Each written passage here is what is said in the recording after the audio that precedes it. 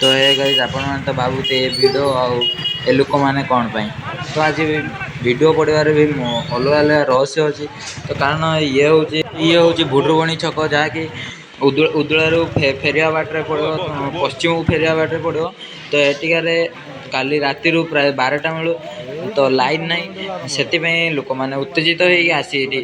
tyre fire जलाजली कर तो मैंने देखिपार बहुत संख्यार लोक ये भिड़ तो एठिकार बिजुली विभाग कर्मचारी माने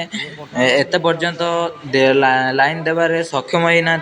तो से लोक मैंने उत्तेजित लोक मैंने टायर फायर जाली पूरा स्ट्राइक कर लगी तो लोक मान डिमांड रोचे कि बिजुली विभाग सब ऑफिसर माने लगे कि एठिकार बिजुली प्रॉब्लम को सॉल्व करूँ तो लोक मैंने